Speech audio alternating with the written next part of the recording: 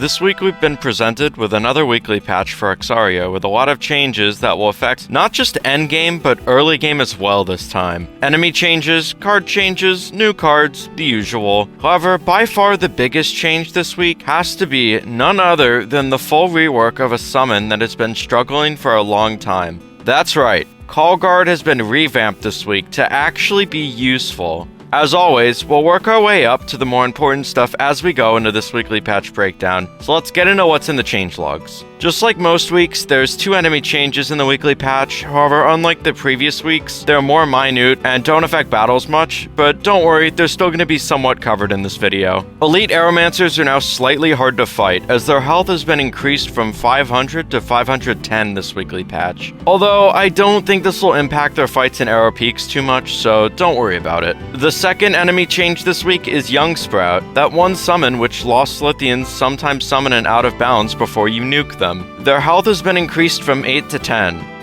This is definitely one of the weekly patch changes of all time. You can still 2-turn kill them with Core Infliction, so this too isn't really much of an issue. This week there's been 7 balancing changes that have happened. Yes, I know there's 6 in the patch notes, but a 7th happened over the week, so it'll be covered here too. We have a mix of randomized and meaningful changes, so let's start off with a change that's elevating a previously below average card. Zombify was a card in a weird place where it had a lot of potential output, but never really showed, since you'd have a hard time actually getting a kill off in endgame content due to a multitude of issues. Passive defense and frost armor mess with damage calculations, more enemies nowadays opt to use attack debuffs, and 20 base damage is overall just a horrible threshold for an on-kill conditional. While the base damage issue wasn't fixed, you can now charge Zombify by being at 4 or more bits to deal double damage. Now, the player has more options for Zombify that they didn't have, so the question is, how much do you want to risk with this card? You can get a zombie on the field for 1 less bit than Necromancy if you charge Zombify and get a kill with it, or you can play more riskier and opt for the non-charged kill, getting a zombie on the field for 3 less bits than Necromancy. However, jumping through that many hoops with getting a kill from a base 40 damage attack in exchange for a zombie costing 1 less bit is admittedly a little questionable when comparing effort to payout, but I'll let it slide as Zombify is at the very least out of the gutter now. I'm keeping my expectations on Zombify grounded as I think Necromancy is still going to be more consistent. Post-nerf, Hellfire seems like a staple card you'd use in burn decks. The big powerful legendary for the archetype, although it never really seemed like it after time passed. There were too many conditionals attached to his base damage increase. Both you and the target had to be burning to get the double life loss damage off it, which means you can't use Hellfire first and you'd have to stack burn on the targets before using it, potentially messing up the process of actually gaining bits for Hellfire. In this weekly patch, Hellfire's conditional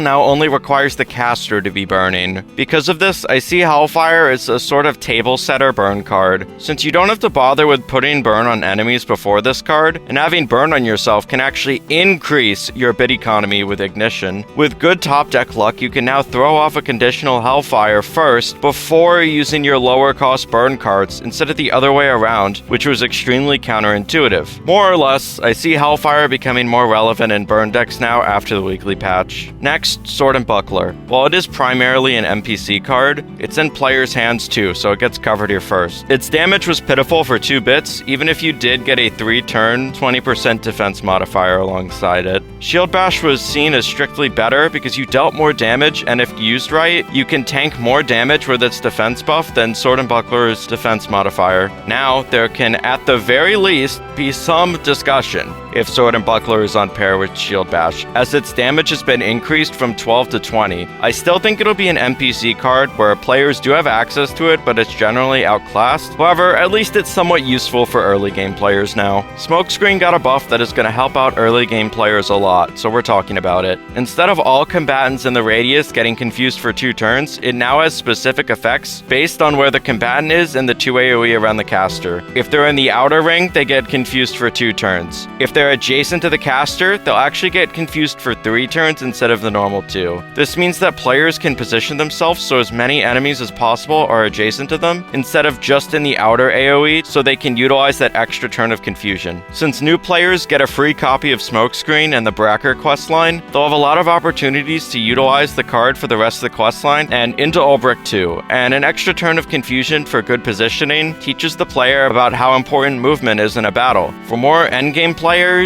It's a little better than it was before, so that's a thing, I guess. Really, it's a good change for early game. Good job. Why Zoran made Small Blessing void is beyond me. As time passed, it became clear that this decision made less and less sense, especially with the Thinker team giving out quick play subtypes like Candy nowadays. Sure, it was a 40 health heal that was quick play, but you couldn't target yourself with it, so you can't even say it's a better blue elixir. Now, it's unvoided, and it gives the target a 20% revitalize for the rest of the turn if the caster is a player. Small Blessing seems like a combo starter for support decks now. Yes, that's right, a support combo starter. You can use Small Blessing and then combo it into either a cheaper heal like Unstable Pulse or Minor Blessing. You can chain Small Blessings together in the same turn, or you can even use Small Blessing into a more expensive heal like Bishop. You have a lot of creativity with the card now that it didn't have before, and it's another win for support decks. At this point in the video, I'd like to say thanks for watching. If you like what you're seeing, feel free to leave a like on the video. If you want to stay tuned for more content, feel free to subscribe. I have a lot of stuff in the works that you'll want to watch.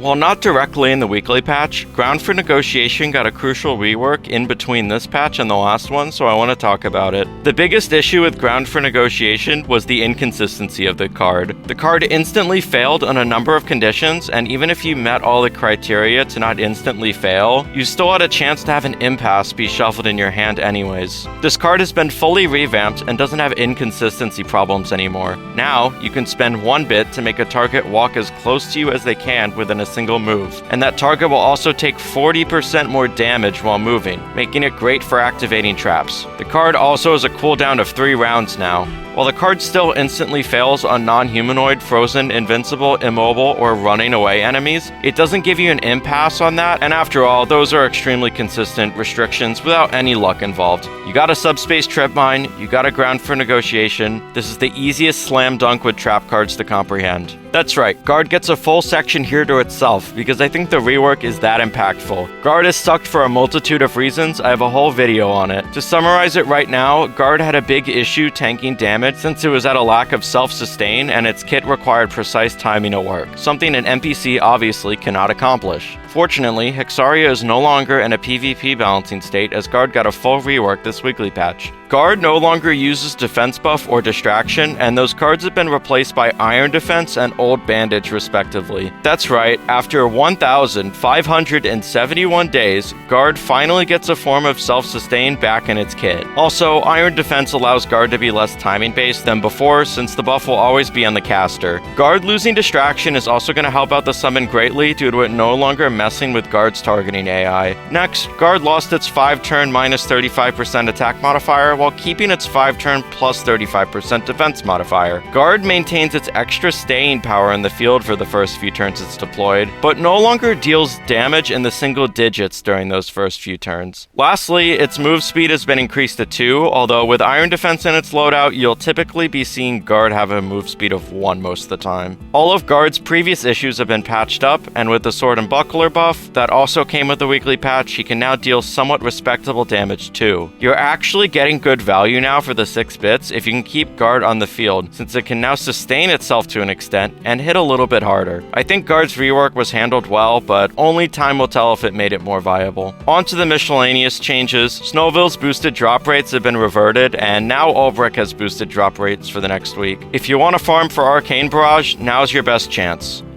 Yeah, that's really it for this section. This week we have 2 new cards to go over, one being a more early game card, and one that's a card which is obtainable in a more endgame section of Hexaria. They both do different things, and they are very interesting additions to the game, so I think there's a sizable amount of discussion for each card.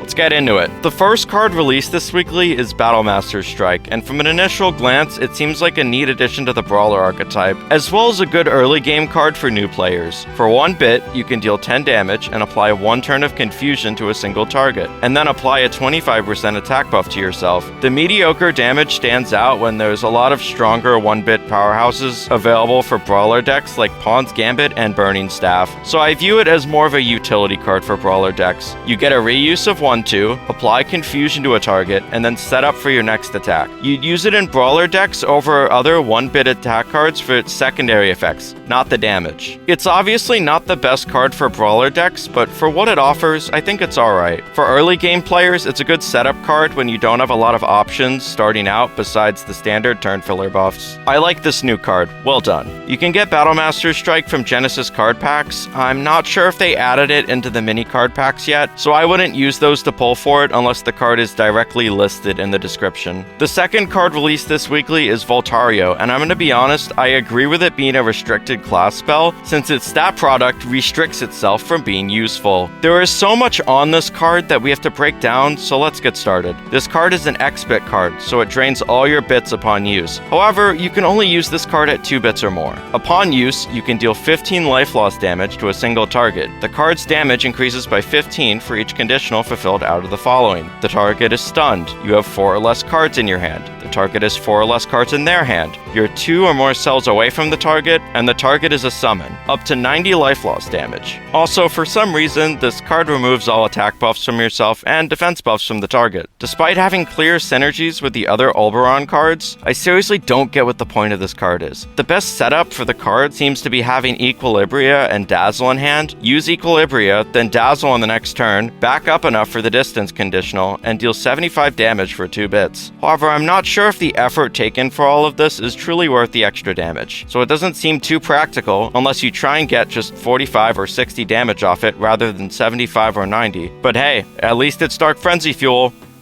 Please buff Dark Frenzy. Voltario drops from Undead Battle Mages, so good luck finding an open battle with it in Arrow Peaks. First, looking back to the previous weekly patch, I think that the hired buff has held up well. It's a solid range support that can also output some damage if needed, and is miles better than its previous state. The Cupid's Arrow buff has helped out the card a lot, since at least you can now get respectable damage off it for the cost, while potentially getting decent value out of the 1 turn of charm it applies. Insane Bolt is insane. I know, the concept is insane.